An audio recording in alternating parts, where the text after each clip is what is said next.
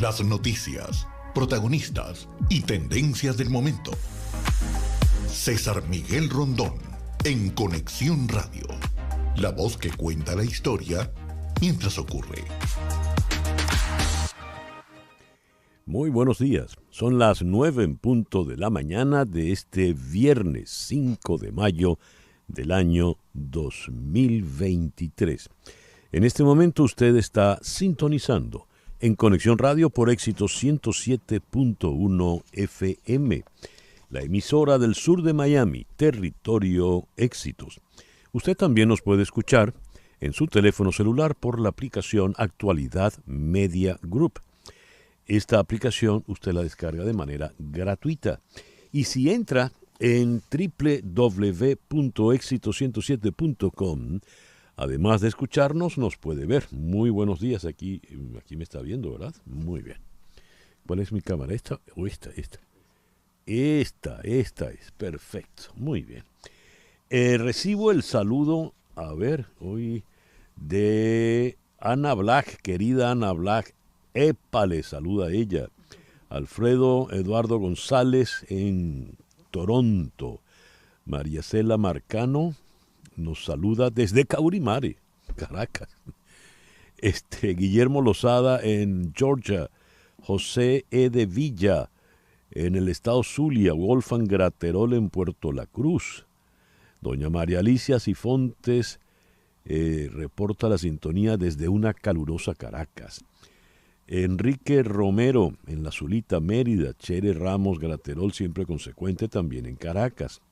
José Luis Palacios en Temuco. Saeda Bon en Orlando, Florida. Gracias por reportar la sintonía de En Conexión Radio. En Conexión Radio es una producción de Flor Alicia Anzola para Éxito 107.1 FM. Muy buenos días, Flor Alicia. Buenos días, César Miguel. Es viernes. Hola, Laura. Hola, Jesús. Hola a todos. ¿Y por qué se emocionan tanto porque sea viernes? Porque viene descanso. Porque nunca dicen es martes. ¿Ah? O como dice la Chiqui Baby, el miércoles el ombligo de la semana. Laura Rodríguez está en la producción general. Muy buenos días, Laura. ¿Y qué pasó con tu micrófono? Buenos días a todos y feliz viernes también. Mariel Sofía Rodríguez en algún lugar de España encargada de la producción informativa. Buenos días, Mariel Sofía. Buenos días. Hola, muy buenos días. Feliz viernes para todos desde Madrid. Saludos a todos nuestros oyentes, a mis compañeros en el estudio, ya deseándoles un buen fin de semana. En Madrid está hoy.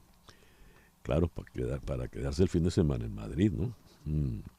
Jesús Carreño hoy está en la edición y montaje y también en los controles. Buenos días, Jesús. Buen día. Y ante el micrófono, quien tiene el gusto de hablarle es César Miguel Rondón. Hoy es el día de... A ver, léelos, porque no me los pusiste por aquí. San Ángel de Sicilia. Ajá. San Hilario de Arles y San Aventino de Becay. Bueno, felicitaciones. Sí lo tenía, San Ángel de Sicilia, San Hilario de Arles y San Aventino de Bensay. Bensay, muy bien. Para el día, en el calendario astrológico, hoy tenemos el plenilunio a la 1:34. Y eso será con la luna en Escorpio. A las 1:24, 10 minutos antes del plenilunio, habrá un eclipse lunar que, por supuesto, en esta parte del planeta no se puede ver. El plenilunio con la luna en Escorpio, la luna de lo más intenso, la luna de las profundidades, la luna de los cambios radicales. Dice el calendario astrológico del día de la luna llena, se despierta el lado más instintivo del ser humano. El cuerpo está predispuesto a retener líquidos. Es recomendable tener moderación con las comidas y las emociones porque se encuentran a flor de piel y sus efectos se manifestarán sobre el organismo. Tenemos pues luna llena en Escorpio. Y esa luna en Escorpio va a permanecer hasta mañana sábado a las 4:04 de la tarde, cuando entrará entonces menguante en Sagitario. Y esa es la luna ideal del fin de semana, porque es la luna para irse de excursión, para dedicarse a su hobby, para descansar, irse de parranda, de fiesta. Es la luna para descansar. Pero por el día de hoy entonces, plenilunio con la luna en Escorpio, Sol en Tauro y Mercurio retrógrado en este viernes 5 de mayo del año 2023. La agenda para el día de hoy, vamos a conversar con Nathalie Salas Guaitero en Washington a propósito de la condena a los miembros de Proud Boys por conspiración sediciosa en el ataque al Capitolio el 6 de enero del 2021. En Houston vamos a conversar con Mariana Párraga de Reuters, la flota de tanqueros de Venezuela en riesgo de hundimientos, incendios y derrames. ¡Qué barbaridad! Se nos hundieron los barcos. En Kiev vamos a conversar con Oleksiy Otkivak a propósito de lo planteado ahora con la llamada guerra de los drones luego del ataque al Kremlin. Y con Pablo García Escorihuela vamos a hablar aquí en Miami de la Fórmula 1 que tenemos el próximo domingo. Ya hoy viernes comienza el fin de semana de la Fórmula 1 aquí en Miami. Y nuestro foro de hoy se lo vamos a dedicar a Luis María Frometa, Billo Frometa, porque se están cumpliendo años de su muerte. Y vamos a hacer un viaje por la Venezuela desde los años 40 hasta ese año 80 cuando nos abandona el maestro.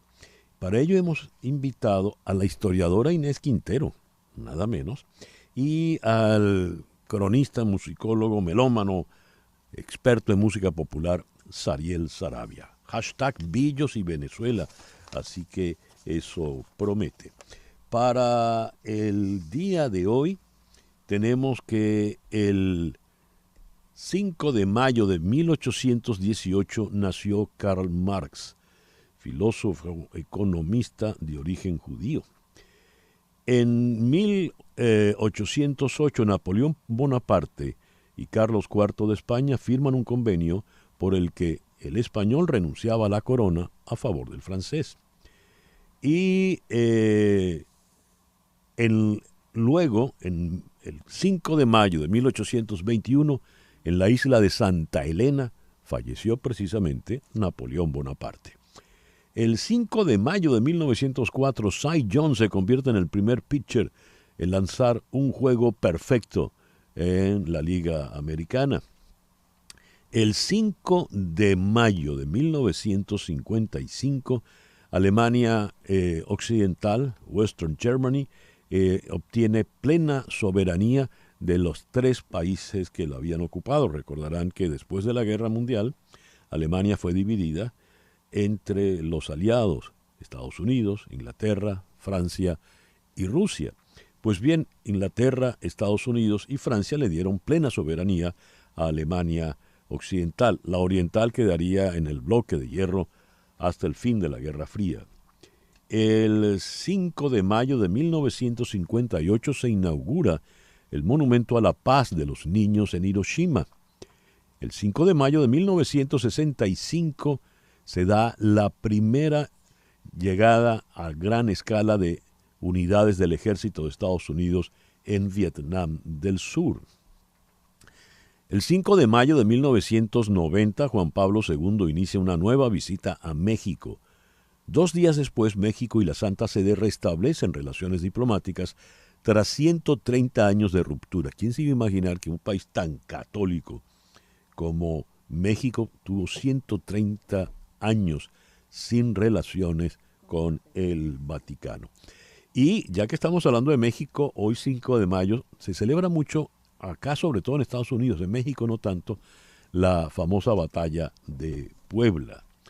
El 5 de mayo de 1942 nació Tammy Wynette y hoy está cumpliendo 80 años Rafael,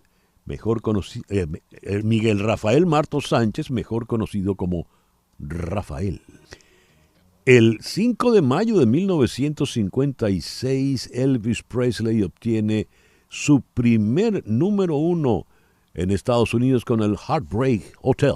Y es hora de contactar ahora a Jani Martínez Ward, abogada de accidentes. Jani, muy buenos días. Muy buenos días, ¿cómo están? Feliz, ya este mes viene el Día de las Madres para todas nosotras mujeres. Bueno, feliz Día de las Madres por adelantado. Muchísimas gracias. Y bueno, hablando de mamá, la semana pasada pudimos cerrar un caso que fue uno de esos casos que me encantó trabajar en ellos y muy cercanos porque era una clienta de 16 años de edad, básicamente una niña que iba de pasajera en un accidente de auto, tuvo un accidente como pasajera y los vidrios se le incrustaron en su cara. Ay, Dios. Los vidrios de la parte de adelante, del parabrisas, básicamente se reventaron y le dejaron muchas marcas en toda su cara. Ella estaba súper deprimida, estaba muy triste no porque se sentía deformada. Sí. Y en realidad, de verdad que estaba muy deprimida porque ella lo que quería era poder arreglarse su carita para verse como ella era antes. La compañía de seguro estuvo peleando y solamente había ofrecido $10,000 por el caso. Más de 2 años peleando y nada más había ofrecido $10,000. Después de 2 años peleamos en corte, siguiendo la batalla. Al final pudimos obtener una compensación monetaria de $1.7 millones y lo ganamos la semana pasada. ¡Qué bien, Jani! Te felicito. Maravillosa noticia. La niña debe estar feliz. Ya va a ir entonces a hacerse su tratamiento, su reconstitución estética, ¿no?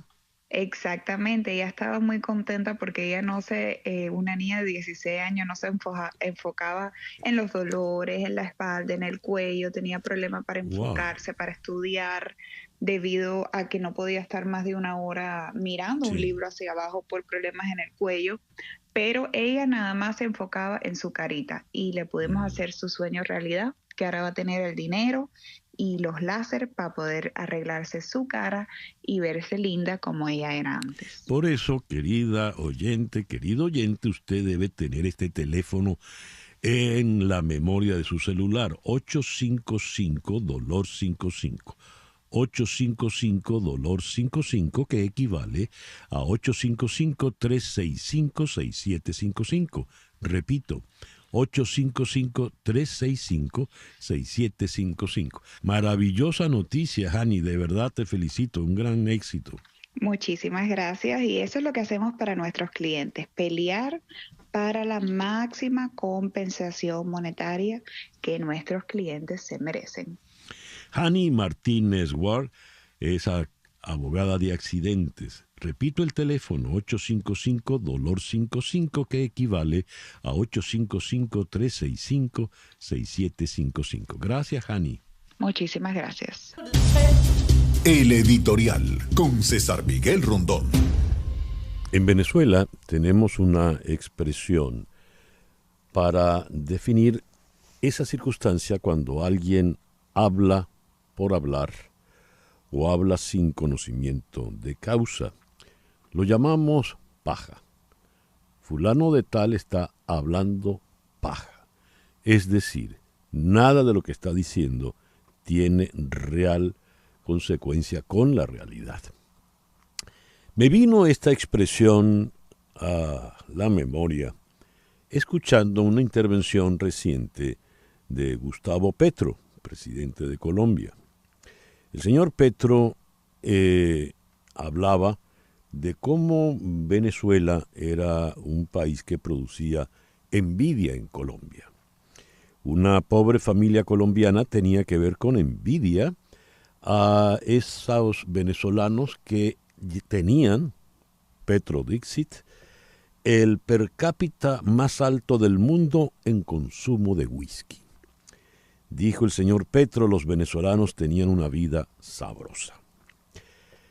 Resulta que llegaron unas sanciones y por las sanciones Venezuela, que solo vive del petróleo, Petrodixit, pues no tuvo ya más dinero porque no pudo producir más petróleo.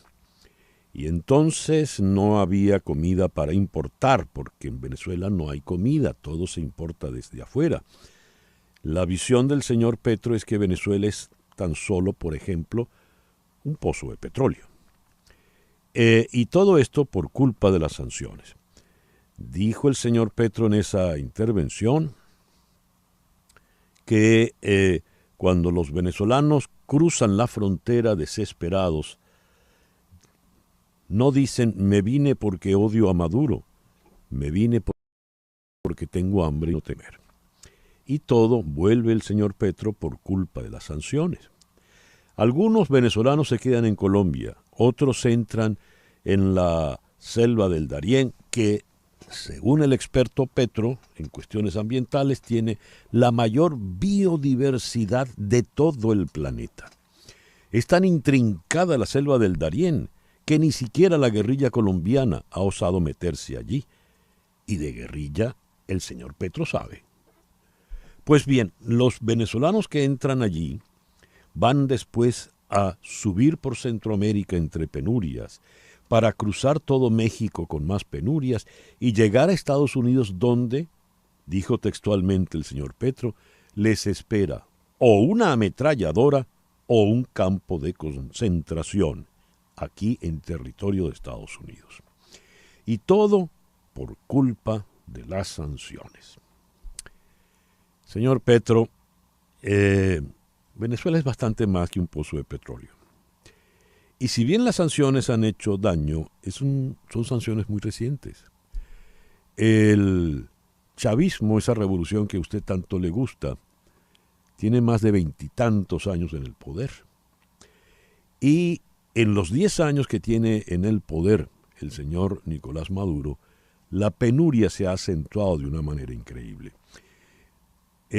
Ciertamente tenemos dificultades por las sanciones para colocar el petróleo, pero es bueno acotar que estamos hablando del poco petróleo que producimos. Ya estamos a punto, según recuerdo que nos dijo una vez el economista Leonardo Buniac, nos van a sacar de la OPEP porque ya no tenemos méritos para pertenecer al club, porque ya casi ni exportamos petróleo.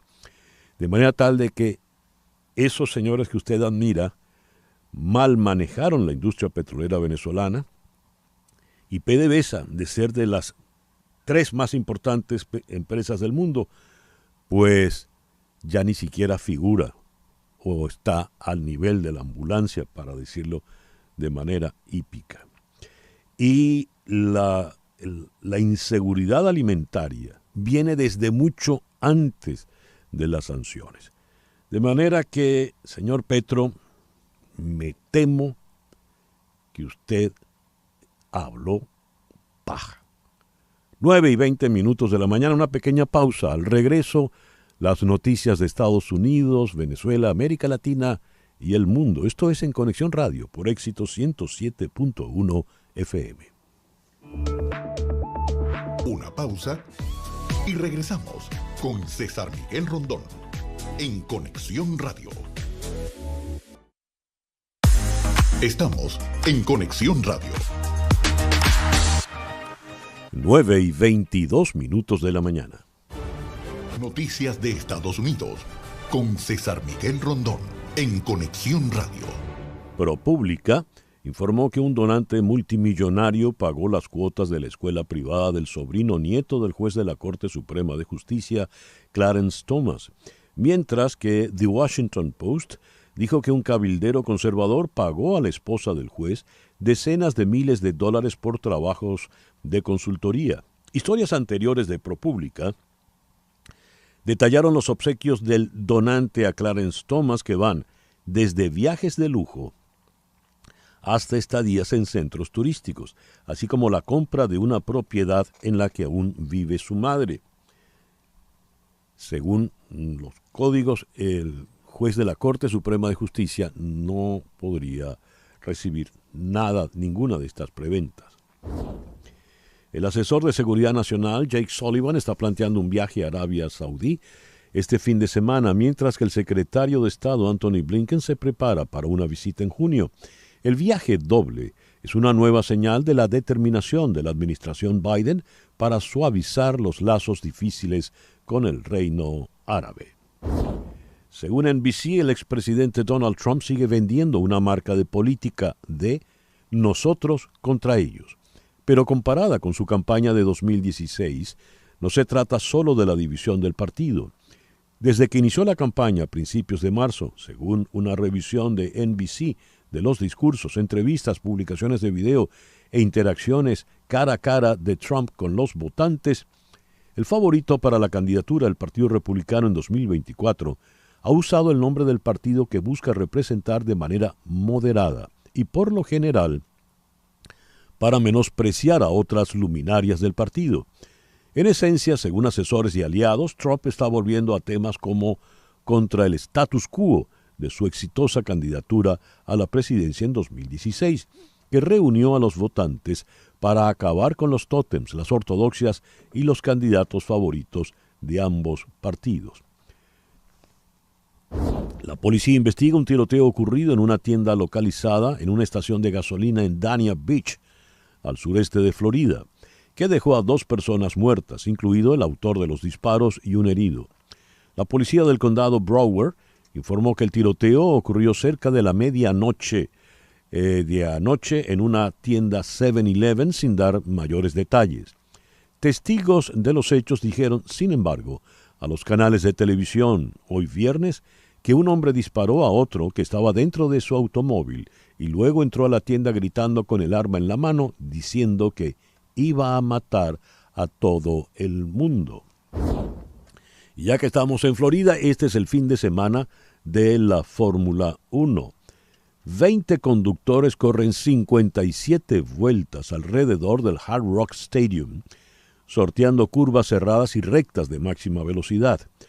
Los autos de Fórmula 1 pueden alcanzar velocidades de hasta 235 millas por hora y atacar las curvas a más de 100 millas por hora. Los conductores soportan hasta 6 fuerzas G en los giros, el doble de lo que siente un astronauta durante el lanzamiento de un cohete. Los pilotos practican hoy y corren vueltas cronometradas mañana para establecer la alineación inicial y luego corren el domingo a las 3:30 de la tarde. Un jurado en la capital de la nación encontró ayer a Enrique Tarrio y a otros 3 miembros de Proud Boys culpables de conspiración sediciosa. Es una de las condenas más importantes anotadas por los fiscales del Departamento de Justicia, entre más de 1,000 casos que surgieron de los disturbios del 6 de enero del 2021, día en el cual el Congreso confirmaba el recuento del colegio electoral de 2020.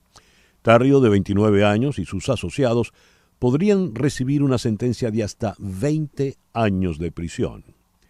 El veredicto contra los miembros de Proud Boys, así como la condena del Departamento de Justicia el año pasado al fundador de la milicia Oath Keepers, Stuart Rhodes, y otro miembro del grupo de extrema derecha por cargos de conspiración sediciosa, son fundamentales para el caso que sostiene el gobierno de que los extremistas no fueron arrastrados a los disturbios por accidente, sino que fueron una acción coordinada, una conspiración para detener la transferencia constitucional del poder certificada por el Congreso tras la victoria del presidente Joe Biden. El Departamento de Justicia está investigando cómo el expresidente Trump y sus asociados estuvieron involucrados en los eventos antes, durante y después del 6 de enero. Vamos a Washington. Allí en la línea telefónica está Rafael Bernal de The Hill. Rafael, muy buenos días. Gracias por atendernos. Buenos días, César. Un gusto como siempre. Rafael, a ver, ¿qué trascendencia real tiene este veredicto contra los miembros de Proud Boys? Bueno, como todos los asuntos penales relacionados al 6 de enero, tiene trascendencia por dos vías. Una vía es la política, que ya conocemos que entre más gente salga sentenciada y sea encontrada culpable por los eventos de ese día, es más claro que que sí existieron delitos y que son delitos que valen perseguir, y más que son esta conspiración sediciosa, que son delitos, digamos, en contra del Estado, van más allá de que simplemente que romper unos vidrios, son realmente delitos de Estado. Ahora, por el lado, eso se junta un poco con el lado jurídico, que cuando se llega a una sentencia, cuando se llega a una sentencia en un juicio penal, lo que se comprobó en ese juicio se puede usar como evidencia en otros juicios. Entonces, obviamente, la expectativa entre muchos, y especialmente muchos demócratas, es que todo este material se puede usar como evidencia en un juicio. Bueno, muchos, insisto, la izquierda busca que se use en un juicio contra el expresidente Trump. Falta ver si va a suceder eso, obviamente. No sabemos ni siquiera si se le va a acusar de un delito formalmente relacionado a este día, pero se abre esa puerta. Claro, aluden a la famosa frase que dijo Trump en el último debate con Biden en la campaña electoral, cuando le preguntaron por su relación con estos grupos violentos, Proud Boys, Oath Keepers, que les dijo stand by and wait, algo así como esperen y estén alertas, ¿no? Dando a entender de que Trump les ordenaba, ellos seguían las instrucciones de Trump. ¿Es así? Ese fue su error retórico, porque finalmente él pudo, lo que le estaban pidiendo su gente era que hablara, digamos, hablar en términos más amplios sobre esa gente. Obviamente Trump no quería tirarlos por la borda, no quería perder su apoyo, francamente, pero al mismo tiempo Trump tenía que navegar muy cuidadosamente, no dar la sospecha de que existiera una relación de autoridad entre él y estos grupos. De la manera que se expresó ese día, deja la duda de si existía esa relación de autoridad, fuera formal o informal. Claro. Obviamente, él se entiende, y todos sabemos que si él hubiera llamado un levantamiento públicamente, muchos de estos grupos lo hubiesen seguido. Sabemos también que no hizo eso. En todo caso, si tuvo alguna relación con estos grupos, fue o tras puerta cerrada o diciendo cosas entre líneas. Entonces es relativamente difícil de comprobar la relación con Trump, pero efectivamente con ese tipo de declaración no se ayudó el expresidente. Claro. ¿Cuándo sabremos de la condena en definitiva, Rafael? De hecho, no estoy seguro, pero realmente aquí lo importante es que se haya encontrado culpable. Me parece que según la ley son hasta 20 años en prisión que se les podrían encontrar, y eso ya es el siguiente proceso del juicio, y también entender que seguramente habrá algunas apelaciones a estas condenas. Claro. Rafael, muchísimas gracias por atendernos en esta mañana. Un gusto, como siempre. Rafael Bernal, de The Hill, desde Washington, 9:32 de la mañana. Lo que ocurre en Venezuela, con César Miguel Rondón, en Conexión Radio. El Servicio Bolivariano de Inteligencia Nacional, SEBIN, detuvo ayer, jueves, al alcalde del municipio Simón Rodríguez en El Tigre, estado Anzoátegui, al oriente de Venezuela, Ernesto Paraqueima. La medida se cumplió a minutos de que el fiscal general oficialista Tarek William Saab solicitara una orden de aprehensión tras señalarlo de incitar al odio en contra de niños con autismo. Esto ocurre porque el alcalde opositor hizo críticas despectivas sobre un mural que estaban pintando niños con trastornos del espectro autista en El Tigre. Pero el alcalde no es opositor. El alcalde fue electo, era militante del MAS y su padre del PSUV. El alcalde de Marras tildó la obra de horrorosa. Un audio de sus palabras se difundió ayer 3 de mayo en redes sociales. En su programa radial argumentó que sus palabras fueron sacadas de contexto en el audio y que el mural no se ajustaba a los planes de embellecimiento que tiene para la ciudad. El arresto lo informó el propio Saab y ocurrió luego de que el Parlamento oficialista designara una comisión especial para solicitar al Ministerio Público una investigación contra Ernesto Paraqueima. La Asamblea Nacional electa en el 2015, léase la opositora, presidida por Dinora Figuera, ahora tendrá acceso a las cuentas bancarias de Venezuela con aproximadamente 347 millones de dólares que estaban congelados en bancos de los Estados Unidos. Según información revelada por la agencia Bloomberg, esto podrán hacerlo luego del permiso que le fue otorgado por el Departamento de Estado.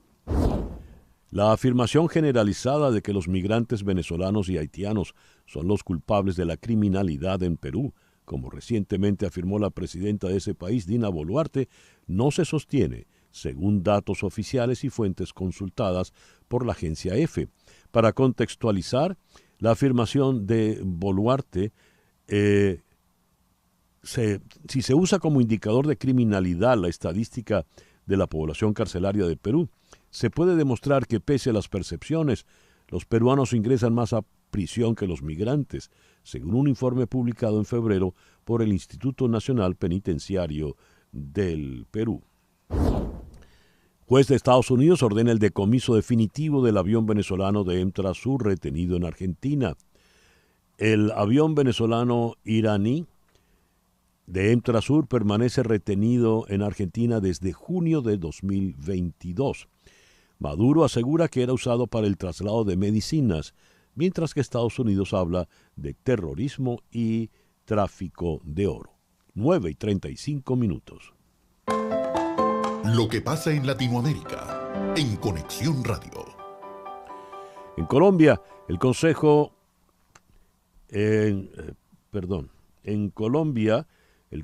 de Estado del Tribunal Supremo de lo Contencioso Administrativo ha suspendido la elección del actual presidente del Congreso colombiano, Roy Barreras Montealegre, como senador al concluir que incurrió en doble militancia. Unas 250 personas fueron evacuadas ayer al mediodía de 2 comunidades cercanas al volcán de fuego en Guatemala, luego de que incrementara su actividad lanzando ceniza y flujos piroclásticos. Los bomberos municipales departamentales informaron a periodistas que tras la evaluación de riesgo se decidió la evacuación de habitantes de las comunidades Panimache 1 y 2 del municipio de San Pedro Yepocapa, en el departamento de Chimaltenango, al occidente de la capital. El presidente mexicano Andrés Manuel López Obrador, quien llegó al poder con una plataforma anticorrupción, defendió a sus hijos contra las acusaciones de corrupción publicadas esta semana. Según la ONG Mexicanos contra la Corrupción y la Impunidad, José Ramón, su hijo mayor, vivía en una casa en la Ciudad de México perteneciente a un empleado de una empresa de medios que recibió decenas de millones de dólares en contratos de la administración de su padre. También vivió anteriormente en una casa de Texas que pertenecía a otro contratista del gobierno. Mientras, el medio mexicano Latinus alegó que Andrés, el segundo hijo de López Obrador, ayudó a amigos a ganar contratos de obras públicas por valor de 5.6 millones de dólares. López Obrador dijo que sus hijos no son corruptos. Naciones Unidas y el gobierno de Honduras anunciaron que una misión exploratoria de expertos visitará en los próximos días el país como primer paso para la instalación de una comisión internacional contra la corrupción y la impunidad en Honduras. Naciones Unidas, a través de un comunicado, informó que ese equipo asistirá al gobierno de Honduras a sentar las bases necesarias para el eventual establecimiento de un mecanismo internacional independiente, imparcial y autónomo, lo que incluye prestar asistencia técnica para evaluar los instrumentos, instituciones, capacidades y legislación nacionales. 9:38. Las noticias del otro lado del mundo. En Conexión Radio. El ministro de Exteriores ruso Sergei Lavrov ha advertido que su gobierno responderá con acciones concretas al supuesto ataque con drones perpetrado esta semana contra el Kremlin y del que Moscú ha culpado a las autoridades ucranianas, que sin embargo han negado cualquier vinculación con este incidente. Mientras, el jefe del grupo Wagner, el oligarca ruso Yevgeny, la escasez de municiones que sufren sus mercenarios, y ha insultado al ministro de Defensa ruso Sergei Shoigu y al jefe del Estado Mayor del Ejército Valery Gerasimov por la situación en el frente de Ucrania. El ministro de Exteriores italiano Antonio Tajani suspendió un viaje que tenía previsto a París para manifestar su rechazo a las declaraciones del ministro del Interior de Macron. Esta fue la declaración del ministro del Interior francés, Gérald Darmanin, señor Giorgia Meloni, al frente de un gobierno de extrema derecha elegido por los amigos de la señora Le Pen, de solucionar los problemas migratorios por los que fue elegida. Meloni es como Le Pen, se hace elegir diciendo, ahora veré, pero lo que vemos, la inmigración no se detiene, se amplía. Es la decisión del francés que causó la indignación, entre otros, de la señora Meloni. Los servicios de inteligencia del Reino Unido han indicado hoy que el reciente repunte de accidentes ferroviarios en zonas de Rusia situadas a sabotajes aumentarán la presión sobre las fuerzas de seguridad rusas. El fiscal general de la Corte Penal Internacional, Karim Khan, afirmó que confía en que Sudáfrica hará lo correcto y detendrá al presidente ruso Vladimir Putin cuando éste posiblemente visite Sudáfrica en el verano. El secretario de Estado Antony Blinken y Azerbaiyán han logrado progresos significativos en sus constructivos contactos de los últimos Estados Unidos en medio de los esfuerzos para poner fin a sus disputas centradas principalmente en Nagorno-Karabaj. Un tribunal de Kenia ha ordenado la liberación bajo fianza de un famoso telepredicador tras compartir en relación con la muerte de más de un centenar de personas a manos de una secta cristiana que abogaba por ayunar hasta la muerte para conocer a Jesucristo. Sucesos que han derivado en la detención del líder de la Iglesia Internacional de las Buenas Noticias y han provocado uno en el país africano. El reloj indica 9:41 de la mañana. Una pequeña pausa y al regreso venimos entonces con nuestro foro en el día de hoy. #Billos y Venezuela. En un momento regresamos con César Miguel Rondón en Conexión Radio por los 107.1 FM. Y ahora vamos a otro tipo de música. #Billos y Venezuela. El 5 de mayo de 1988 falleció en la ciudad de Caracas Luis María Frometa, Billo. En esos días se iba a hacer una presentación extraordinaria, de gran gala, de su música interpretada por, no recuerdo si era la Orquesta Sinfónica Venezuela o alguna otra de las orquestas grandes en Caracas. Y cuentan que el maestro Billo, estando en las butacas del Teresa Carreño, se emocionó tanto al oír su música interpretada, sonando en esa dimensión, que pues no lo pudo resistir. Billo Frometa hizo la música de la Venezuela de las últimas décadas del siglo XX. Cuando hacíamos La flor en el ojal, Napoleón Graciani escribió un texto donde decía, parafraseando a quien afirmaba que para reconstruir el Dublín de finales del XIX había que leer sencillamente el Ulises de Joyce, pues para reconstruir la Caracas que va de 1940 a 1980 basta escuchar a Luis María Frometa Billo Frometa. Pues bien, para recordar al maestro, hemos invitado a el cronista experto en música popular venezolana, Sariel Saravia. Sariel, muy buenos días, gracias por acompañarnos. Buenos días, César, buenos días, Inés. Hola, querido. Y para darle rigor y peso académico a esta conversación, hemos invitado nada menos que a la individuo de número de la Academia Nacional de la Historia, la doctora Inés Quintero. Doctora, Gracias, bien, César. Gracias por sumarse a la conversación. No sé si te da mucho rigor con esta gozadera de Billo. No sé, bueno. pero es que me dijeron que te estabas tardando en conectar porque estás enyesada, tienes una pierna enyesada. Pues sí, no fue bailando. Pero te iba a decir eso, el foro es para conversar, no para bailar, aunque no está de más echar un pie. A ver, voy a dar el pie de entrada, pero entre los primeros éxitos de Billo Frometa con la Billos Caracas Boys está este tema que se titula La burrita de Petare. Y en la letra hablan de la burrita de Petare que tiene amores con un burro de la esquina de Dolores. A ver. La burrita de Petare tiene amores con un burro de la finca de Dolores. En cuanto le ve pasar, se le pone a rebuznar, guaqui guaqui confesándole su amor. Cuando hablamos de eso, estamos hablando de una ciudad evidentemente rural. Petare estaba afuera, era un campo donde una burra pasaba a ser la protagonista. Pues bien, resulta que ese mismo Billo, años después, compuso esta guaracha, El Metro. Hablando de aquella Caracas que puso un vagón del metro en la Plaza Venezuela y la gente iba a sentarse en el vagón nada más que para ver cómo iba a ser esa cosa del metro.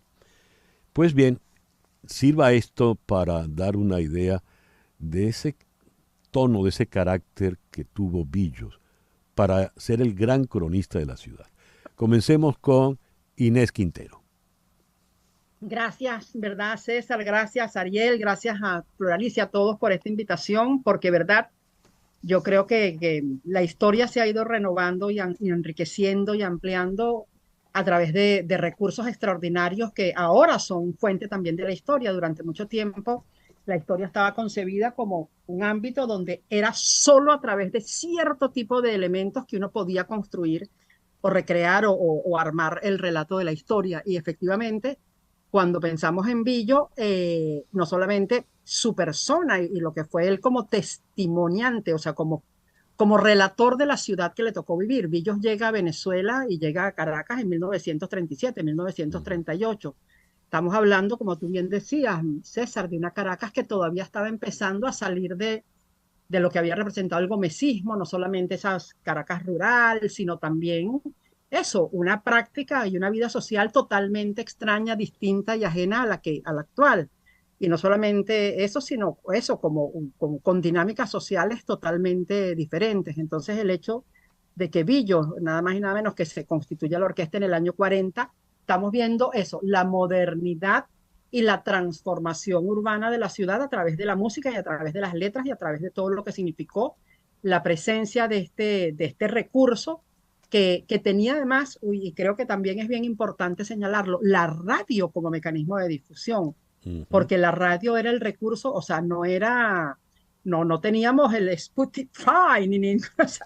La gente disfrutaba la música por la radio, era una sociedad radio escucha. Entonces el gran valor de lo que significó este recurso y la presencia musical de Billo es que, por supuesto, había la opción de las grandes fiestas, de la música en vivo, pero el mecanismo real de difusión y de transmisión de esta música era la radio. O sea, la radio fue durante mucho tiempo el hilo musical de los venezolanos.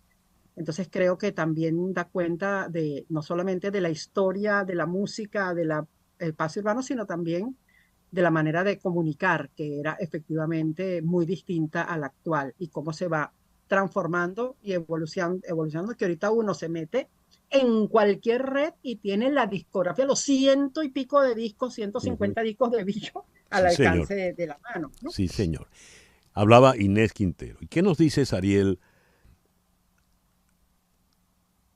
Sariel, adelante. Fíjate, esa Caracas, cuando llega a Billo, que llega, por cierto, un 31 de diciembre, ¿no? Para presentarse en el dancing, como se decía antes, el Rose Garden, que Sí. quedaba en el Hotel Madrid, en plena Plaza Bolívar. Pero claro, en ese momento en Caracas comienza a aparecer una primera orquesta bailable, que sería la de Luis Alfonso Larraín, que va a ser, de alguna manera, va a tener su pique con Billo, un pique, supuesto, no peleón, sino más bien amistoso, ¿no? Es decir, que hay pocas orquestas. Hubo una orquesta que Gómez mandó a hacer o mandó a pedir en los años 30, que era la de Luis Morales, el papá de Noro Morales, y eso va a durar muy poco, eso es en los años 30, principios de los años 30, que sería como la primera orquesta que estaría oficial, que sería de Gómez, de alguna manera. Eso dura muy poco, y entre esos viene Noro Morales, que es un muchachito. Pero esa Caracas donde se encuentra Billo es una Caracas donde no hay orquestas bailables, y él va a ser después el rey del baile, no solo a finales de los 30 y después de los 40, sino que durante toda la 4 décadas que siguen por delante. Va a ser el rey del baile venezolano. Todos los venezolanos vamos a bailar con esa orquesta, con su característica de Big Bang, que la toma del casino de la playa de Cuba, y que va a tener un swing bien particular, va a tener una manera de bailar, porque Billo sabía dónde ponerla, dónde poder, él sabía del gusto de los venezolanos. Él incluso dice, coño, y cuando estoy escuchando música cubana y tal, los venezolanos bailan como si fuera bailando merengue caraqueño. Entonces, él va como imponiéndose en ese chancun, chancun, chan, y va a ser el del gusto de todos los caraqueños y venezolanos, por supuesto. Lo que decía Inés sobre la radio, había un programa famoso, muy importante, que a gozar muchachos, que lo llevaba el Museo de la Caballería, que era con música de Billo. Billo tenía un sello, todavía no estaban los LP, le decían el sello rojo de Billo, y él sacaba canciones en el sello y las probaba antes en la radio. Es decir, y salía cada mes esos discos que eran de 2 piezas, ¿no? ¿Por qué pediste, Sariel, El Muerto de Gradillas? Vamos a oírlo. Ya va que está Jesús. Está muerto. ¿Por qué la escogiste? Ahí está Manolo Monterrey, ese era el que cantaba, ¿no? Exactamente, Sí. Bueno, por Manolo, que es uno de los grandes guaracheros que ha estado con Billo. Después hablamos de los cantantes de Billo, y ese cantante que le decían el ciclón antillano, va a estar en lo que llamaba la primera república de Billo. Él dividió sus tiempos, su estancia o su orquesta en los tiempos por república, y esa sería la primera. Y esa pieza además es un mambo buenísimo, que además habla del Muerto de Gradilla. Que en efecto existía, salía y jalaba los pies a la gente. Así es. Porque eso es lo que me interesa. Era el detalle de Billo como cronista, ¿no? Él no había nada que pasase en la ciudad de realmente importancia que él no le hiciera una guaracha, ¿no? ¿Por qué pediste tú, Inés, Patio Cortijero? A ver, vamos a escucharla. No ha llegado Tony Quintero. ¿Quién era Tony Quintero? Imagínate tú, mi papá. O sea, si hay que vivir, o sea, ahí está la biografía. O sea, nosotros vivimos, crecimos con la Billo. Mi papá tenía 2 orgullos extraordinarios. Primero, que él había nacido en Nueva York. Nunca vivió en Nueva York, pero yo nací en Nueva York. Ajá. Y el segundo era que estaba un estribillo de la Billo. O sea, eso era o sea, el non plus ultra de la felicidad para mi papá y de nosotros que crecimos, porque también están los lugares, los sitios, o sea, Billo le cantaba a los lugares. Y en el caso particular de los Cortijos, bueno, este es un club social que también es una relación muy cercana de Billo con la transformación de los espacios sociales de la ciudad. Los clubes, que ya era una práctica que arranca en los años 20 con el Club Paraíso y después con el Country, y después los clubes sociales como espacio, como ámbito de encuentro social. Y claro, las fiestas en los clubes eran con orquestas y la Billo era digamos, un referente emblemático de las fiestas. Entonces, te puedes imaginar lo que significaba para la familia, para los hermanos, para que mi papá estaba en el estribillo de la Billo. Cuando sonaba el patio portero, aquello era, bueno, fiestas patronales. Y eso tiene que ver también con lo que estaba hablando, con lo que tú decías, o sea, el cronista, estamos hablando de un espacio particular de la ciudad, que es un club a donde hay un patio de bolas, donde se reúnen un poco de ocioso, a jugar bolas criollas, donde estaba el señor Quintero de primer chicharrón. Entonces, para que ustedes vean ese carácter de cronista y de cómo la ciudad fue evolucionando podemos tener el testimonio de la evolución de la ciudad en su música. Vamos a escuchar esto que se titula Mi Viejo Guaire. Provoca dedicárselo a todos aquellos que dijeron que se iban a bañar en el Guaire después de encauzarlo. Vamos a hacer una pequeña pausa y ya regresamos con este foro #Billos y Venezuela con Inés Quintero y Sariel Saravia. Esto es En Conexión Radio por Éxitos 107.1 FM. En un momento regresamos con César Miguel Rondón en Conexión Radio por Éxitos 107.1 FM. César Miguel Rondón está en Conexión Radio por Éxitos 107.1 FM. 10:04 de la mañana. Hablemos de Betty Car. Tienen el carro que se adapta a tus necesidades. Te lo entregan con la mecánica al día, pulido, limpio y con garantía. Pero lo mejor de todo es que no necesitas ni social ni crédito. No tienes de qué preocuparte. Ellos se encargan de todo. Si tienes poco down payment, también te ayudan a financiarlo. Síguelos en Instagram @BettyCarsMiami. Allí puedes ver la variedad de vehículos. Llama al 786-470-9490. Repito, 786-470-9490. Betty Car, tu dealer de confianza. 5 de mayo de 1963. Por recomendación de George Harrison, Dick Rowe, el director de A&R en Decca Records, fue el hombre que rechazó a los Beatles, fue a ver a The Rolling Stones tocar en el Crawdaddy Club, en Londres. La banda firmó con el sello una semana después. Cuando hicimos el foro sobre Beatles, Leonardo Aranguibel contó la anécdota, que los Beatles ya famosos fueron al Crawdaddy Club a verlos, y allí les compusieron, para sorpresa de Keith Richards y de Mick Jagger, ese tema, I Wanna Be Your Man, que es en realidad de Lennon y McCartney, y fue el primer éxito de The Rolling Stones. Las noticias de este momento en Conexión Radio. ¿Y cuáles son las noticias de este momento, Flor Alicia? Bien, pues tengo esta en una sesión de su programa virtual Aló Embajador. James Story, embajador de Estados Unidos para Venezuela, compartió cuáles son los procesos que deben seguir los venezolanos para migrar a su país a partir del próximo 11 de mayo, día en que caduca el título 42. Esto lo recoge EFE.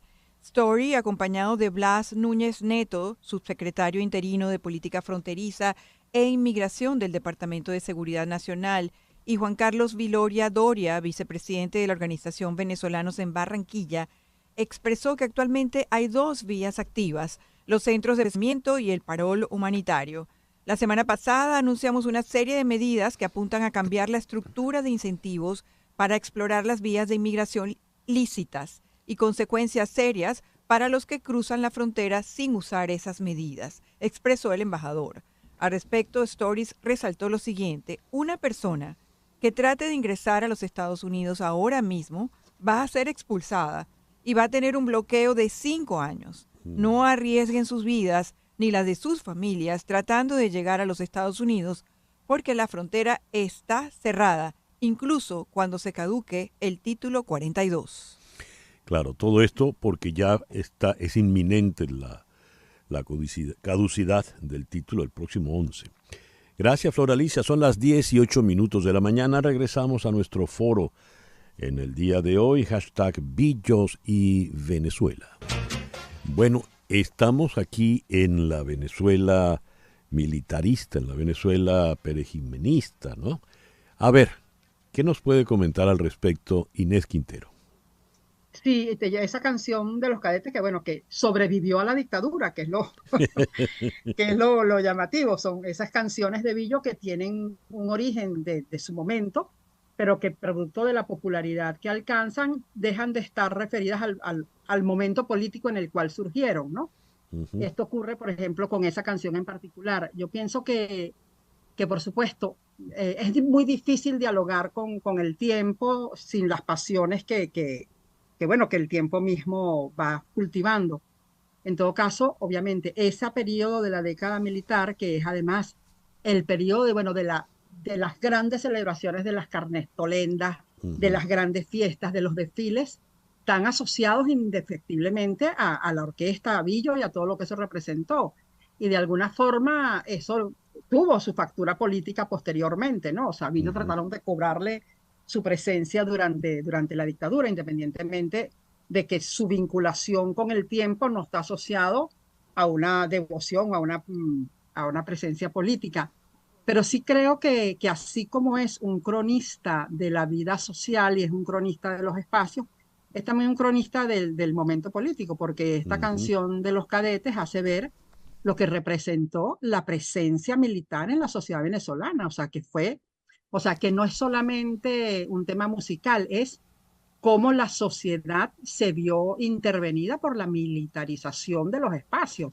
O sea, sobre todo, no solamente estamos hablando de la arquitectura, que ya fue bastante rotunda, bastante demostrativa de esa presencia, sino también por parte de los desfiles de la Semana de la Patria, de lo que representó la musicalidad de la dictadura. Así como nos comentaba Sariel, que Gómez inventó su orquesta, bueno, de alguna forma, imagínense ustedes lo que podían ser las fiestas en el círculo militar amenizadas por la Billo Caracas Boy. O sea, era una alianza, una dupla que representaba eso, el momento. Y lo que me parece importante es cómo, digamos, pasado el tiempo, o sea, la figura de Billo y la posibilidad del sostenimiento y de la permanencia de la orquesta no se ve dramáticamente afectado o impactada porque, bueno, la popularidad de la música va más allá de los costos políticos o de las cargas políticas que pueda tener la música. Diría yo, por ejemplo, salvando las distancias de los tiempos y todo, lo que ha pasado con mucha de la música de Ali Primera, ¿no? O sea, oye, ahí hay una música, y hay un bastión popular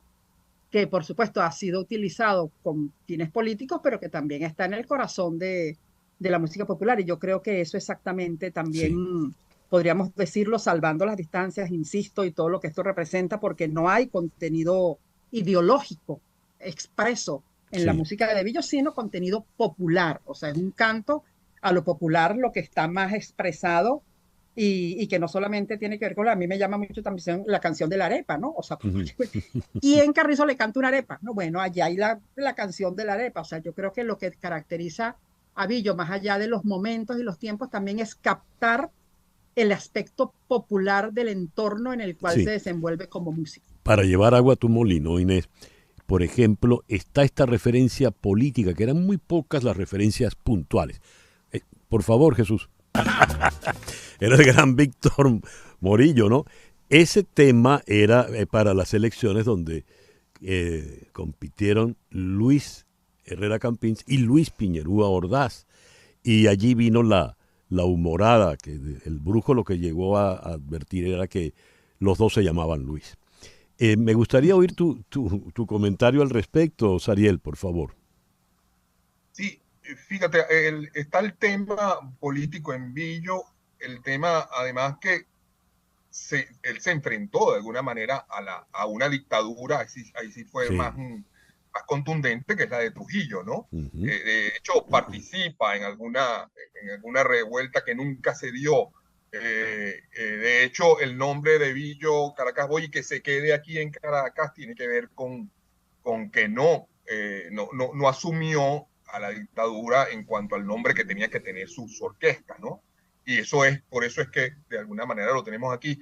Pero Billo además decía del enfrentamiento con Larraín, que Larraín además era el músico que más bien era como para las clases más altas, y Billo era para las clases más populares. Pero Larraín sí era ñángara, y Larraín era comunista, eran los dos amigos, pero le cantaba a la JAI, aunque tocó cuando el Partido Comunista de Venezuela se legaliza en tiempos del trienio, en la fiesta del Nuevo Circo toca la orquesta de Larraín, ¿no? Cuando se va a construir la autopista, él hace una guaracha y dice que se va a construir. Aunque después, en la pieza Mi novia en Naiguatá, él dice, hay un muchacho que sale de misa el domingo y se va por la autopista para ir a ver a su novia en Naiguatá.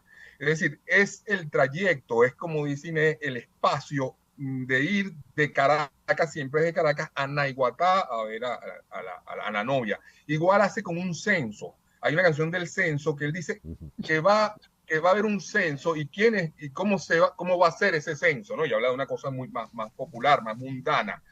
Luego, lo del metro es interesante porque esa canción es antes de que se haga el metro. Sí, le está diciendo, le van a hacer una operación. Sí.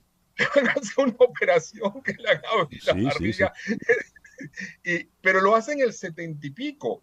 Y el metro es en el 83, es cuando se está iniciando el metro. Él se adelanta en esta crónica que siempre hace a los hechos, pues siempre es antes las elecciones, habla de lo que va a pasar en las elecciones con el grupo, ¿no? Porque jugaba las expectativas. Escuchen este tema, por favor.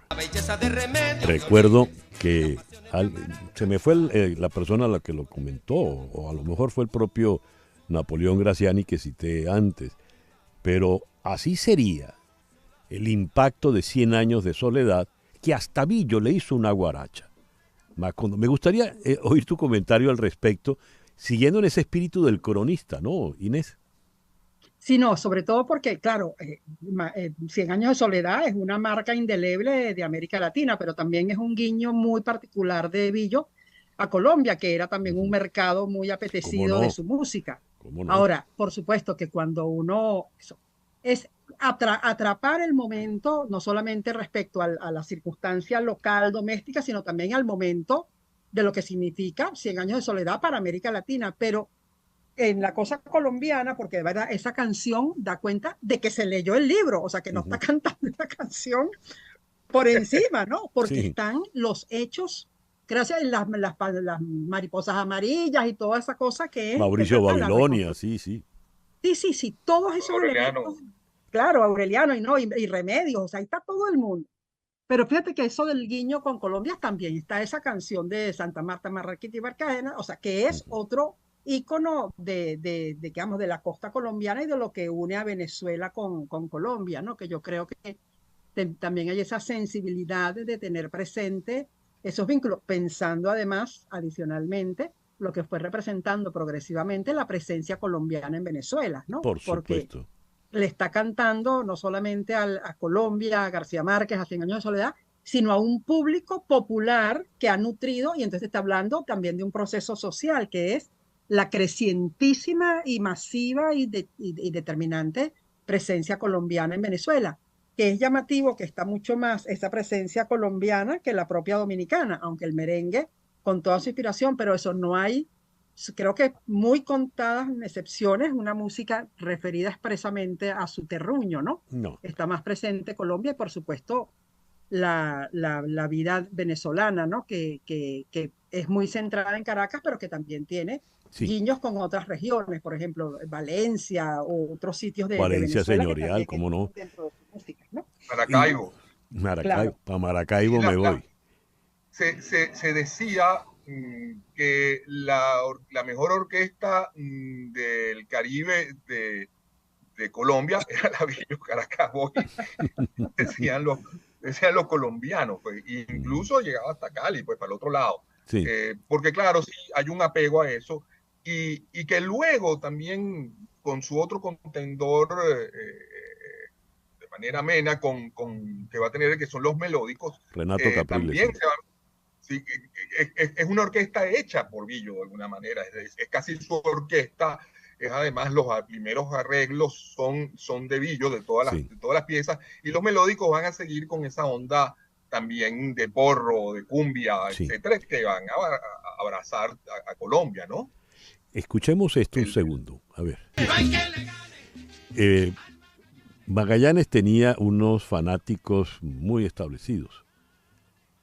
Germán Borregales, Carlos Andrés Pérez y Billo Frometa, que pues no ocultaban para nada sus simpatías, y por supuesto eso en el argot y en el espíritu del béisbol venezolano, que es tan arraigado, fue fundamental.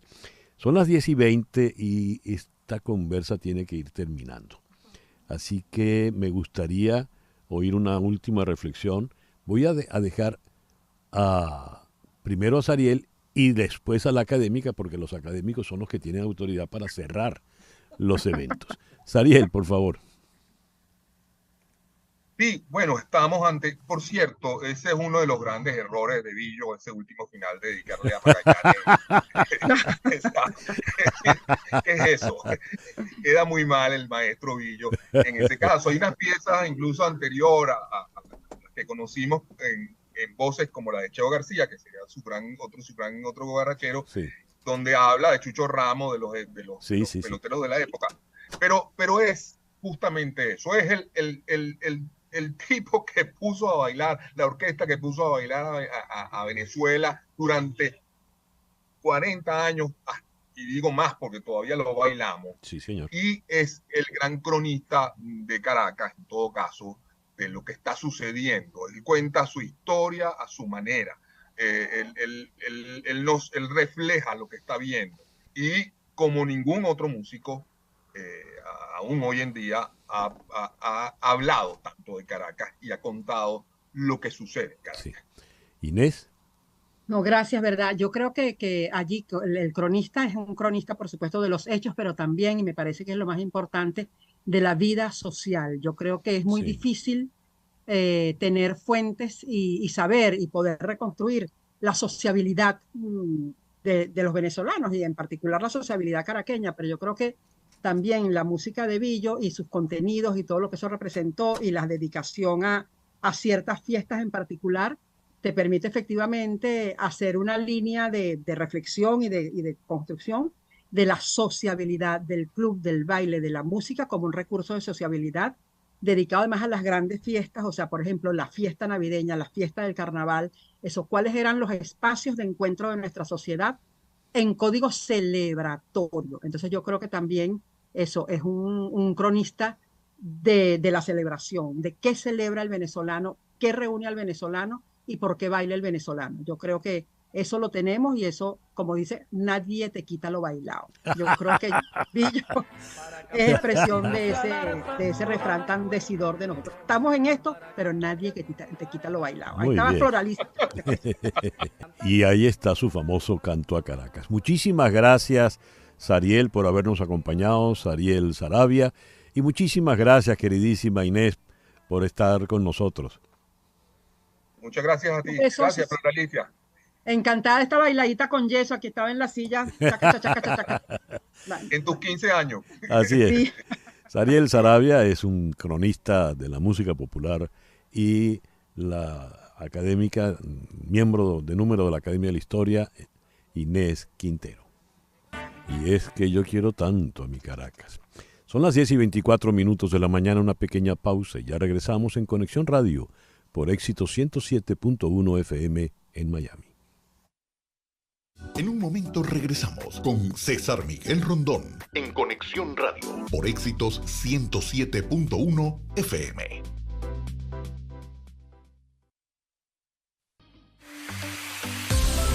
Sintonizas a César Miguel Rondón en Conexión Radio por Éxitos 107.1 FM.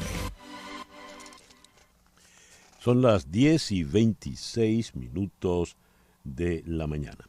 Leo esta información de Reuters. Más de la mitad de los 22 tanqueros petroleros que integran la flota propia de Venezuela están tan deteriorados que deben ser reparados de inmediato o desincorporados, según un informe interno de la estatal PDVSA al que Reuters tuvo acceso. Vamos a consultar entonces directamente en Reuters.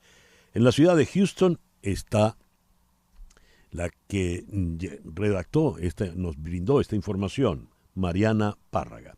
Mariana, muy buenos días. Muchas gracias por atendernos. Hola, César Miguel, a la orden. Mariana, ¿en qué estado está la flota petrolera de Venezuela? Bueno, este informe del que estamos haciendo referencia, que lo consiguió la periodista Mirceli Guanipa, es una periodista de nosotros en Venezuela, y es la que ha cubierto por mucho tiempo toda la situación de los barcos, porque ella viaja mucho a Punto Fijo, ese es el área que ella cubre, el área de occidente del país. Revela unas cosas increíbles que nosotros habíamos estado reportando, vamos así, de forma casual o de forma esporádica, y ahora vemos que están todos reflejados en este informe que es de marzo de este año y que recoge todas las cosas que nosotros hemos ido escribiendo, que son pues todos los accidentes que han ido ocurriendo con incendios, a riesgo de hundimiento de la flota de PDVSA, que son 22 tanqueros en total, riesgo de derrame, bueno, todos los riesgos a los que nos hemos referido y que, por cierto, riesgos que ya han ido ocurriendo, con accidentes específicos que han ido ocurriendo desde el año pasado. ¿Qué tipo de riesgos? Porque cuando tú dices más de la mitad de la flota está en problemas, la flota no existe entonces. Sí, la flota en general toda, de hecho, ellos dicen allí que la flota entera presenta bajo nivel de confiabilidad, ¿no? Por lo cual te dice que pues no deberían estar siendo utilizados, y de hecho no son utilizados para viajes internacionales, solamente son utilizados como almacenamiento flotante en Venezuela y para viajes nacionales, que es lo que llaman cabotaje, ¿no? Para movimiento entre puertos venezolanos. Sin embargo, inclusive para esa función que están cumpliendo, que como te digo no es de exportación, están presentando problemas como por ejemplo colisiones que hemos visto, choques de tanqueros entre ellos por no tener los sistemas de comunicación actualizados. Hemos visto también incendios porque no tienen los sistemas contra incendios que deberían tener. Hemos visto por ejemplo, el caso del Navarima, que es esta instalación flotante que hasta el año pasado estaba ladeada y estaba presentando riesgo de hundimiento porque tenía problemas de estabilidad que tuvieron que reparar de emergencia. Y bueno, fíjate, esta semana, te doy este dato que no está en la nota, consiguieron una persona muerta en uno de los tanqueros que era de PDVSA, que fue uno de los que se vendieron el año antepasado, creo que fue, no mentira, en el 2014 se vendieron esos 6 tanqueros que eran los más viejos de la flota, y ya vendido, seguía ese tanquero estando anclado en la bahía de Amuay, consiguieron una persona fallecida porque los tanqueros están siendo desvalijados allí donde están parados para chatarra, ¿no? Entonces, bueno, la cantidad de accidentes son numerosísimos y son de todo tipo. Oye, es que la imagen es terrible. Encuentran un cadáver y se está desmantelando lo que queda de la flota para venderlo como chatarra. PDVSA quedó como chatarra. Correcto, ya se desmantelaron 6 que se vendieron supuestamente para mejor uso, pero ya son tanqueros que tienen más de 30 años, que es su tiempo de vida recomendado.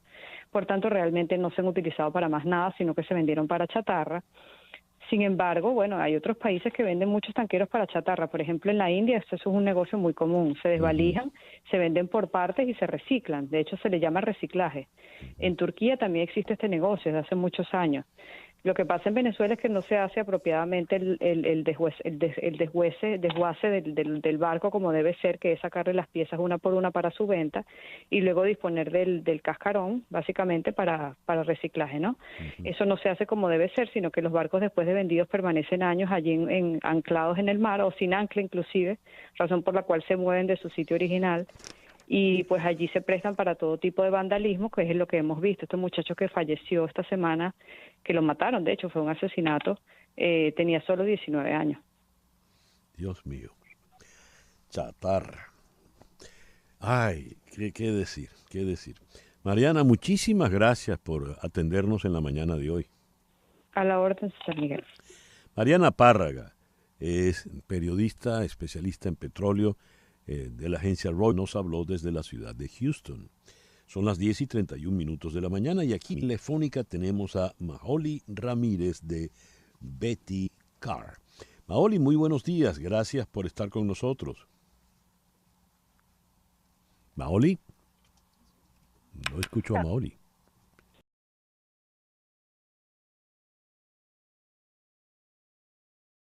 ¿Aló? Hola. Hola, buenos días. ¿Cómo te va? Muy bien, gracias. Maoli, ¿cómo comenzó Betty Carr? Betty Carr es un negocio familiar que nace en la pandemia. Lamentablemente, por la muerte de una tía, nos unimos nuestra familia y en honor a ella creamos Betty Carr, ya que le fascinaban los autos.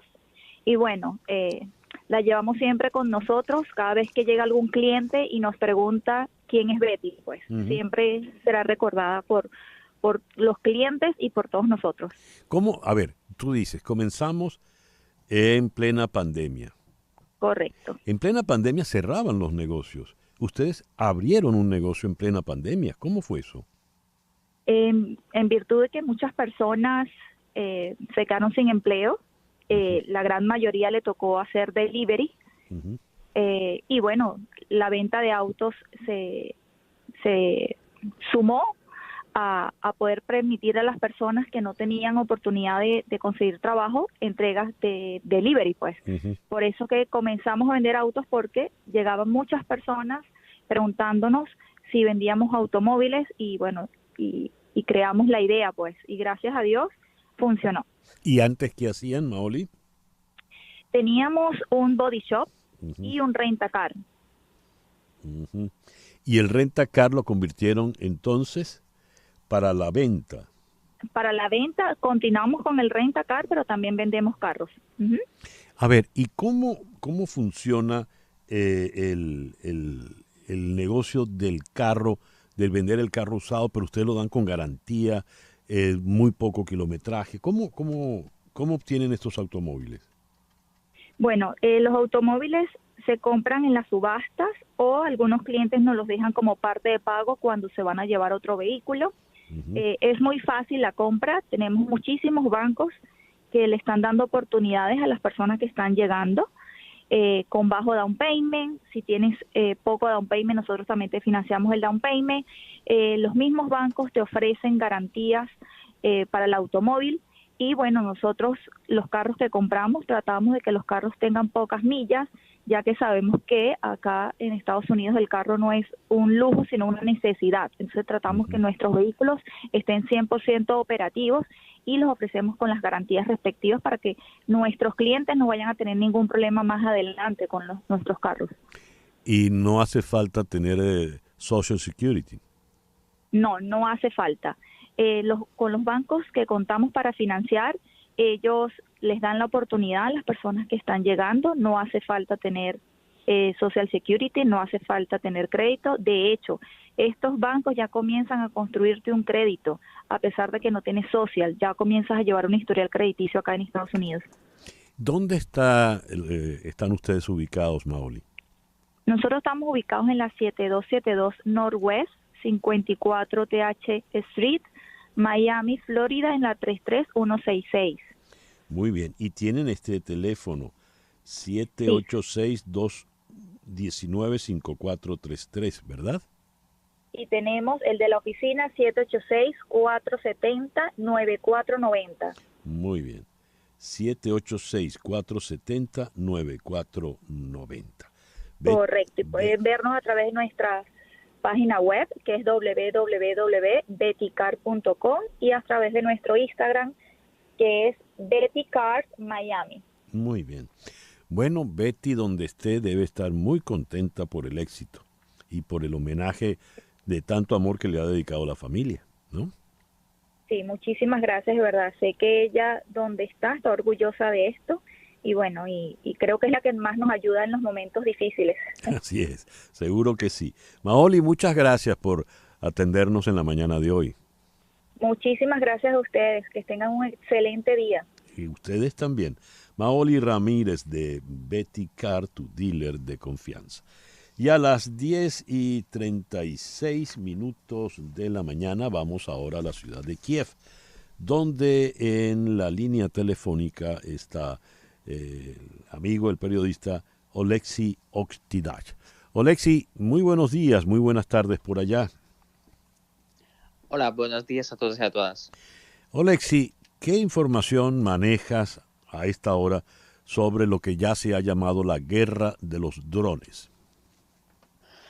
Bueno, en cuanto al dron que fue derribado justo en el centro de Kiev ayer, el portavoz de la Fuerza Aérea de Ucrania ya ha dicho que fue uno de los drones de producción turca, Bayraktar, que por alguna razón técnica fue incontrolable y por lo tanto las fuerzas aéreas decidieron derribar ese dron porque obviamente tener un dron militar sin control sí presenta un peligro por la población civil en la ciudad.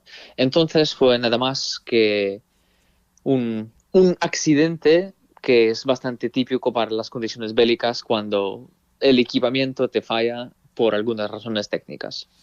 A ver, ¿cuál es la tesis que prevalece sobre el ataque del dron en el Kremlin, que es de donde por lo visto comenzó todo esto?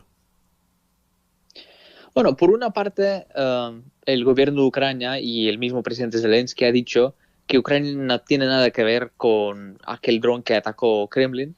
Por otra parte, entre la gente se dice mucho que fueran las fuerzas de una u otra manera relacionadas con Ucrania que lanzaron ese dron a Kremlin. Y también hay un par de teorías que dicen que posiblemente ha sido como una teoría de conspiración por parte de bloque de fuerzas rusas opositoras o al revés más, digamos, críticas hacia Putin por tener la guerra de forma no tan exitosa. Pero de cualquier manera vimos este evento como un golpe muy fuerte hacia Rusia, un golpe psicológico, porque Moscú y Kremlin para ellos es algo sagrado, es algo intocable.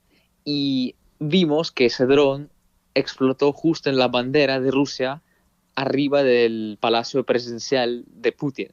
Y es algo que obviamente es una vergüenza para sus defensas antiaéreas. Y más allá de esta situación de los drones, ¿cuál es el estado de la guerra en este momento? Bueno, podemos decir que finalmente Ucrania empezó las preparaciones activas por la contraofensiva, porque durante la última semana vimos una serie de explosiones, de ataques con drones, y no solamente con drones, con diferentes medios, a diferentes tanques de petróleo, bases de armas, arsenales, etcétera, a lo largo de toda la línea del frente, desde el sur, en la región de Gerson, hasta el este, en la región de Lugansk. Entonces vemos que obviamente estos golpes, estos ataques, llevan la parte final de preparación para la ofensiva y por lo tanto entendemos que ya con el clima mucho mejor que antes, Ucrania está preparándose de forma muy, muy activa para finalmente lanzar la ofensiva prometida. Que será, se estima, en el verano. Bueno, o tal vez a mitad de mayo o a finales de mayo. Muy bien. Oleksiy, muchas gracias por atendernos en el día de hoy. Muchas gracias, un abrazo, hasta luego. Oleksiy Oktydach desde Kiev. 10:40 de la mañana, una pequeña pausa y ya regresamos en Conexión Radio por Éxito 107.1 FM. En un momento regresamos con César Miguel Rondón en Conexión Radio por Éxitos 107.1 FM. Estamos en Conexión Radio.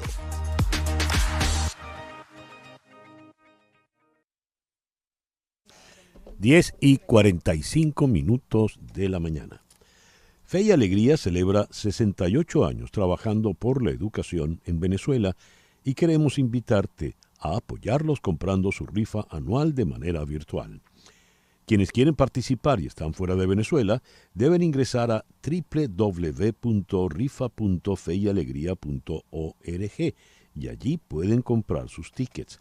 Con tu aporte, colaboras directamente con la educación de más de 115,000 estudiantes de las escuelas de Fe y Alegría. Abre tu corazón, participa de la rifa desde cualquier lugar donde te encuentres.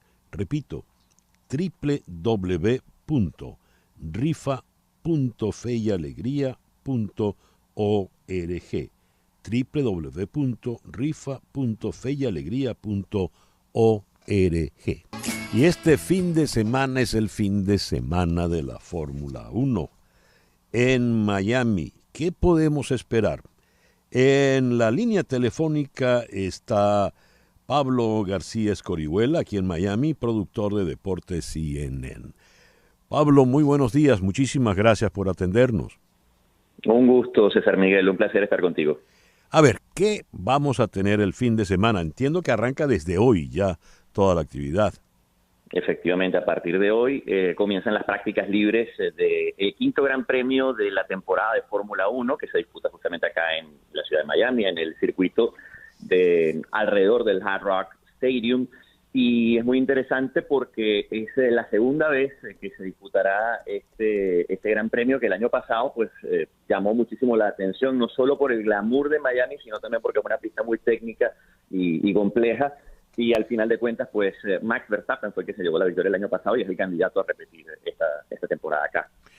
¿Qué la hace técnica y compleja, Pablo? ¿Qué la hace técnica y compleja? Es una mezcla de 3 rectas largas, una realmente extensa a través de la parte trasera del estadio, y 19 curvas, varias de ellas, 7 de hecho, para ser más exactos, cerradas, que permiten adelantamientos siempre y cuando, digamos, los pilotos tengan la habilidad para poder utilizar bien los difusores, los nuevos dispositivos, el DRS, que es el dispositivo difusor que le permite, digamos, planear un poco al vehículo y aprovechar la velocidad justamente del drag que traen de los vehículos rivales. Pero es muy interesante justamente por esto, porque en la medida en la que existe esa mezcla de curvas que simulan, digamos, cerradas como las curvas de las calles y espacios abiertos donde se puede desarrollar mucha velocidad, pues podemos ver una carrera muy vistosa. Cuando dices mucha velocidad, ¿cuánto es mucha velocidad? Bueno, estamos hablando de unos vehículos que pueden alcanzar hasta 270 kilómetros por hora. Estamos hablando de unas velocidades que no son realmente a las que estamos habituados nosotros en una autopista, ¿no? Por ejemplo. Por supuesto que no. A ver, ¿y qué se hace a partir de hoy? A ver, hoy comienzan las prácticas libres, son los primeros entrenamientos, es la primera toma de contacto de los pilotos y sus vehículos con la pista. Ya el día de mañana se realizan los segundos entrenamientos en la mañana a partir de las 10 y luego desde las 2 de la tarde la clasificación para el Gran Premio que se disputará justamente el domingo a partir de las 3 de la tarde. ¿Cuánto dura la carrera? ¿Cuántas vueltas deben dar? 57 vueltas para un circuito que tiene 5.4 kilómetros de extensión aproximadamente, 5.4 y tantito más, y estamos hablando de 304 kilómetros en total, ¿no? La suma de las 57 vueltas. Ya. Bueno, a esas velocidades, imagínate. Ahora, estos automóviles, ¿cuándo llegaron acá a Miami?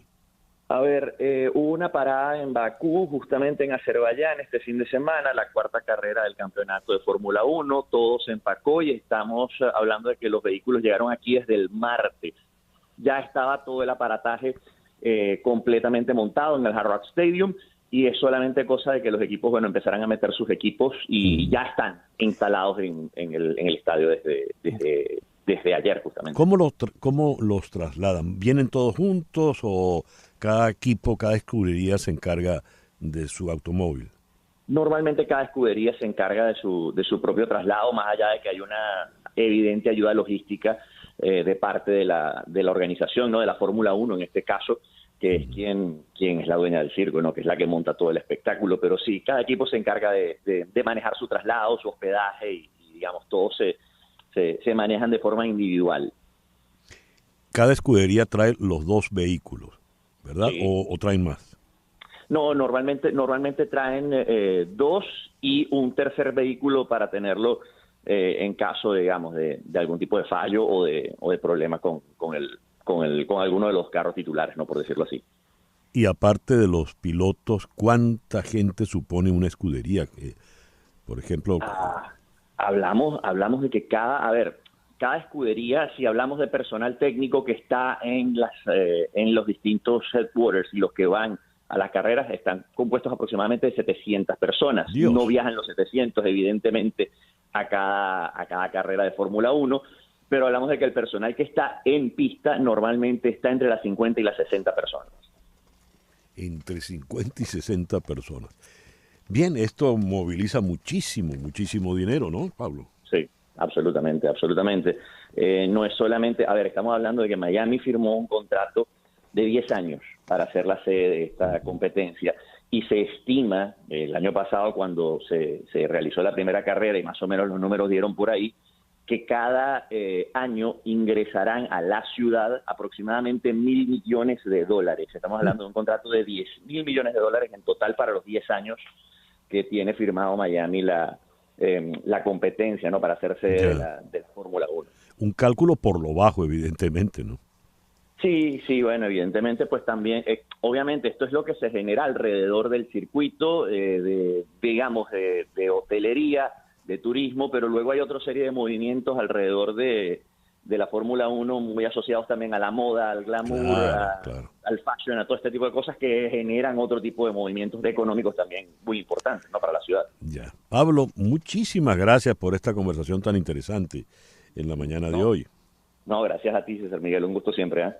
Pablo García Escorihuela es productor de Deportes CNN aquí en Miami. Son las 10:53 de la mañana. Contratar los servicios de un abogado de inmigración es un asunto serio. Establecerse en Estados Unidos requiere de trámites que debes transitar solo con abogados con mucha experiencia y conocimiento del sistema. Las abogadas de Canero Fadul Immigration, especialistas en visas de inmigración laboral, familiar y humanitarias, entre otras, suman más de 55 años de experiencia, asesorando desde la solicitud de la visa hasta la obtención de la residencia y posterior ciudadanía. Anota estos teléfonos: 305-579-9218, 305-579-9218 o escribe a inmigraya@canerofadul.com. Canero Fadul Immigration, reputación, confiabilidad y efectividad. Las noticias de este momento en Conexión Radio. Y ya para cerrar, ¿qué noticias tenemos, Flor Alicia? Bueno, César, hay mucha gente preguntando dónde se puede ver la coronación del rey de Inglaterra y a qué hora va a comenzar todo. Pues bien, el asunto es así. El protocolo se va a iniciar con la procesión del rey, que comenzará a las 5:20 de la mañana, hora del este, previo a la ceremonia de coronación que se realizará en la abadía de Westminster y que está programada para las 6 de la mañana, de nuestra mañana. Posteriormente, se espera que la coronación dure un par de horas. Después de la coronación, el rey Carlos III y la reina Camila subirán al Gold State Coach, un carruaje dorado tirado por caballos que tiene más de 200 años, para otra procesión de regreso al Palacio de Buckingham, la cual va a durar unos 30 minutos. Después, la pareja recibirá un saludo real del Reino Unido y las Fuerzas Armadas de la Commonwealth en los jardines del Buckingham Palace. Alrededor de las 8:15 de la mañana, hora del este, los miembros de la familia real aparecerán en el balcón del Palacio de Buckingham para ver pasar estos aviones, helicópteros militares pertenecientes al Ejército, la Marina y la Fuerza Aérea británicos. Las principales cadenas de noticias de los Estados Unidos, como ABC, CNN, NBC, MSNBC y Fox, tendrán cobertura de la ceremonia. También lo tendrán Telemundo y Univision. Y en los canales de cable lo pueden ver a través de la BBC, que transmitirá el evento en vivo de forma gratuita en todos sus canales. y los que no cuentan con servicio de cable lo pueden ver probablemente en las aplicaciones de DirecTV, Hulu Plus, Live TV, Fútbol TV y Sling TV. Muy bien, gracias por esa información. Hoy es el día de Vesak. ¿Qué es el día de Vesak? Esta fecha ha sido reconocida por Naciones Unidas como el día más sagrado para millones de budistas en el mundo, ya que coincide con el nacimiento de Buda hace más de 2500 años. Fue en el año 623 a.C. Hoy, 5 de mayo, es también el Día Internacional de la Matrona, declarado por Naciones Unidas, objetivo de valorar y reconocer el valor de las matronas o parteras en el momento de atender a las mujeres embarazadas y el posterior nacimiento de los bebés. Hoy es el Día Internacional del Celíaco. La celiaquía o enfermedad celíaca es un proceso crónico multiorgánico autoinmune que lesiona primeramente el intestino y puede dañar cualquier órgano o tejido corporal. Afecta a las personas que presentan una predisposición genética.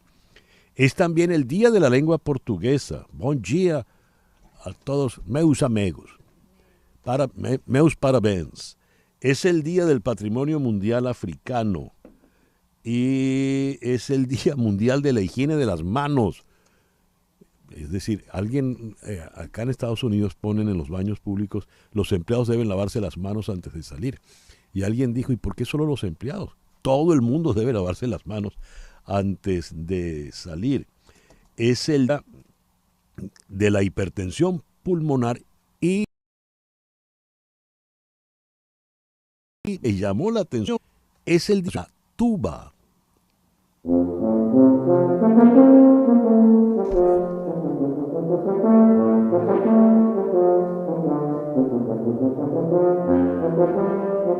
Qué bonito suena una tuba, ¿eh? No es muy popular, pero suena muy, muy bonito. Son las 10:57 de la mañana. Y así nos vamos por el día de hoy.